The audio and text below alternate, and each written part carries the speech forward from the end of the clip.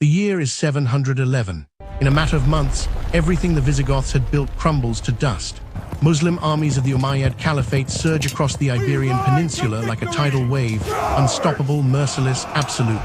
The Visigothic kingdom, already teetering on the edge of collapse, doesn't just fall, it disintegrates. Cities that had stood for centuries are conquered in days. The invaders set their eyes northward, toward the rest of Europe, hungry for more. But in the jagged mountains of northern Spain, something refuses to die.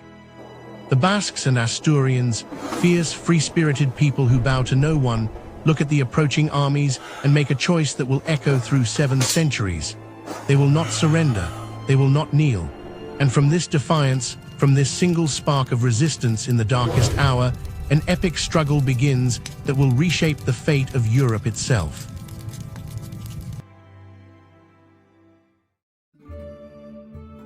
Now enters Pello, a Visigothic aristocrat who refuses to accept defeat.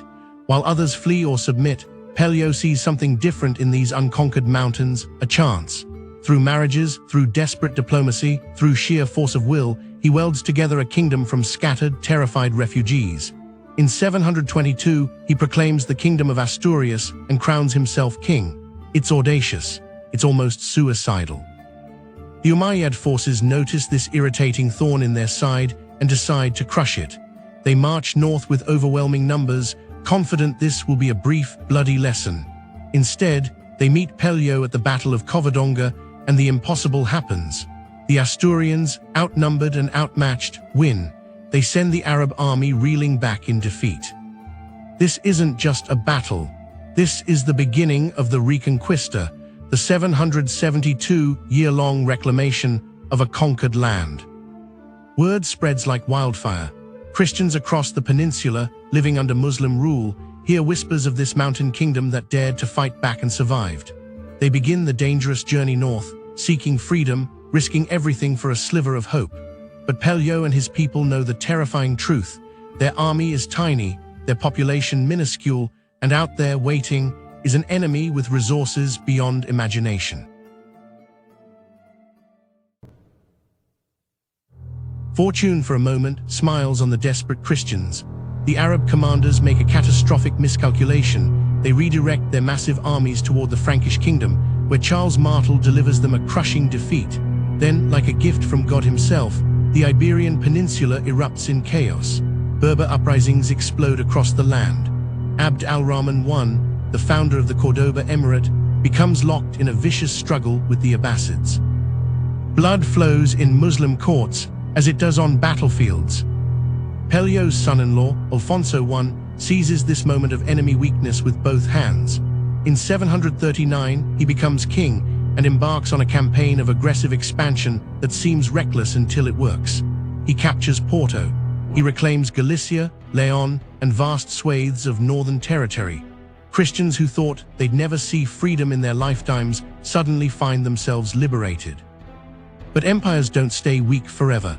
Abd al-Rahman consolidates his power, establishes the independent Cordoba Emirate, and reminds everyone why they should be afraid. His armies surge north in devastating campaigns. In 791, at the Battle of the Orbigo River, the Umayyads crush the Asturians. It seems the brief Christian resurgence was just a flicker before the darkness returns. Yet Alfonso II of Asturias refuses to accept this fate. At the Battle of Lutos, he deals the Arabs a shocking defeat and pushes his territory all the way to the Duero River. He even briefly captures Lisbon, an act so bold it seems insane. Alfonso understands something crucial. To survive, he needs more than victories. He needs fortifications. He creates a network of heavily defended settlements called Burgos along the border with the Cordoba Emirate. These fortresses become so numerous, so important, that they eventually give their name to an entire Spanish province, Castile. To the northeast, Charlemagne enters the fight, driving the Moors back and establishing the Spanish March, a staging ground for future Christian campaigns.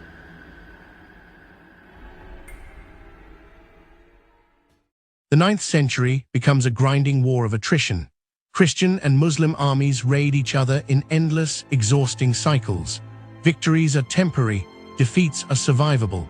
The borders barely move, as if frozen by the sheer weight of blood spilled on both sides. Neither side can deliver the knockout blow. Meanwhile, in the Christian north, something almost as dangerous as Muslim armies threatens everything, themselves. Feudal conflicts explode. Political backstabbing becomes an art form. New states emerge from the chaos. In 820, Inigo Arista establishes an independent state in Pamplona that becomes the Kingdom of Navarre. 52 years later, Count Wilfred of Barcelona breaks from the Frankish kingdom and joins the coalition of Christian states. But here's where it gets truly twisted. The lines between Christian and Muslim blur in the most unexpected ways. Separatist sentiments spread among Muslim nobility. The Banu Qasi lineage creates their own de facto state in what will become Aragon. Christian rulers make alliances with Muslim lords to fight other Christians. Muslim emirs team up with Christian kings to destroy other Muslims. It's not a holy war anymore. It's a free-for-all where greed, ambition, and survival trump everything else.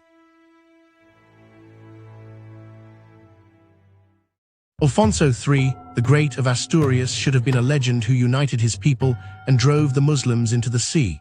He's a brilliant military commander, a writer, a patron of the arts. In 901, his army achieves a sensational victory near Zamora, destroying a numerically superior Arab force in a battle that should have gone down as his crowning achievement. Instead, it becomes his tragedy. Alfonso's harsh treatment of opposing nobility, his familial despotism, his inability to see the daggers aimed at his back, all of it catches up with him. His own sons rebel, backed by the aristocracy he spent his reign trying to control. He's defeated not by Muslim armies, but by his own flesh and blood. Removed from power, humiliated, Alfonso watches as his kingdom is carved up among his children, Leon, Galicia, Asturias. Eventually, his son Ordonio II manages to reunite most of these lands into the Kingdom of Leon, but the damage is done. The Christian kingdoms are fractured at the exact moment they need unity most. Because in Cordoba, something terrifying is taking shape.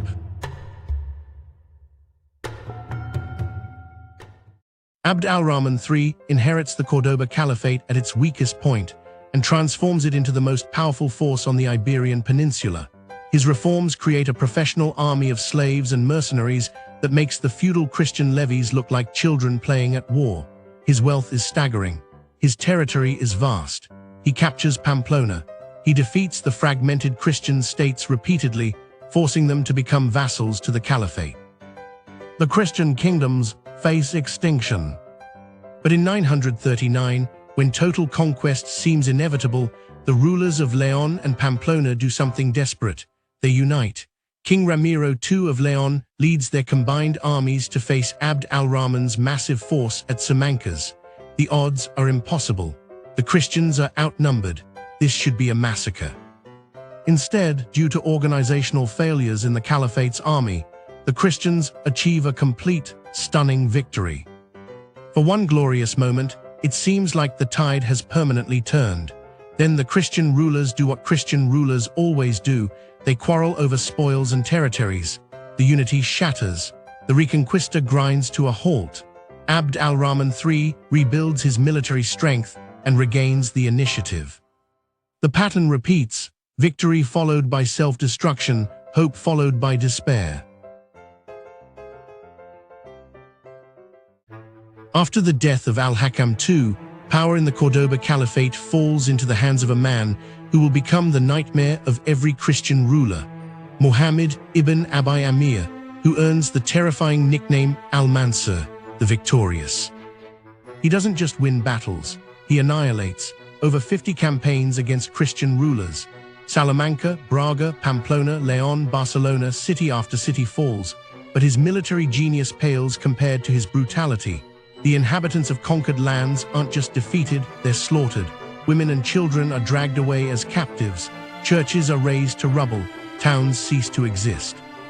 Al-Mansur is also a master manipulator, using bribes and threats to sow discord among Christian rulers, playing them against each other with demonic skill. Under his reign, the Caliphate's borders expand north to the Duero River. Most Christian states pay him tribute, bowing before his might. He seems invincible, unstoppable, eternal. Then, at the Battle of Calatagnaza, the Christian rulers unite one more time and deal him a devastating defeat.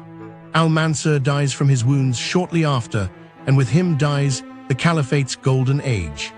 The state plunges into vicious internal conflicts and fragments in 1031 into small states called taifas. The Christians have been given another chance. King Ferdinand, the Great of Castile and Leon, seizes this opportunity with ruthless efficiency. By 1057, he rules most Christian lands and takes the audacious title Emperor of Spain. He launches successful campaigns against Toledo, Seville, Badajoz, and Zaragoza, forcing Muslim emirs to submit and pay tribute. His son, Alfonso VI the Brave, goes even further. In 1085, he recaptures Toledo, the capital of the former Visigothic kingdom. The symbolism is explosive. The psychological impact is devastating. Terrified, the emir of Al-Andalus calls for help from the Almoravid dynasty in North Africa. A year later, at the Battle of Sagrajas, the Almoravids deliver a crushing defeat to Alfonso and his allies. The Christian army crumbles due to poor discipline and lack of coordination, the same feudal squabbling that has plagued them for centuries. But in the east, a legend is being born. His name is Rodrigo Diaz de Vivar, better known as El Cid. He fights against Muslim and Christian rulers alike, earning a reputation as a brave and noble commander. In 1095, he recaptures Valencia from the Almoravids, a victory celebrated in Spanish epic literature for centuries. When El Cid dies, Valencia falls again, but his legend never does. The organized crusades give the Reconquista new momentum. Alfonso, one of Aragon, leads a devastating crusade into Andalusia, defeating Muslim armies and advancing to Granada. He recaptures Zaragoza and surrounding lands. Spiritual military orders emerge: the Order of Calatrava, the Order of Alcantara, the Order of Santiago, alongside local branches of the Knights Templar and Hospitallers. In the west, Count Afonso of the Burgundian dynasty wins at the Battle of Aurique, separates from Spanish monarchs, and proclaims himself King of Portugal. In 1147, he captures Lisbon, which becomes Portugal's capital. But the Muslims aren't finished. The Almohad dynasty from Africa harshly restores unity to Muslim lands and accumulates resources for revenge. In 1195, at the Battle of Alarcos, Almohad Caliph Abu Yusuf Yaqub crushes the Catholic armies led by Alfonso VII. The borders push north. The balance shifts back to Muslim favor. Alfonso VII learns from his defeat. He unites Christian kings across the peninsula. In 1212, he leads 15,000 troops against a 40,000-strong Almohad army at Las Navas de Tolosa, the decisive battle of the Reconquista. The fight is brutal. Losses are heavy on both sides. Then Alfonso VII and Peter II, the Catholic, execute flanking attacks that break through to Caliph Mohammed an-Nasir's camp. The swift strike shatters Almohad ranks. Their ruler flees. The Christian armies destroy the vast majority of demoralized enemies. This battle breaks the Almohads forever and accelerates the Reconquista's endgame.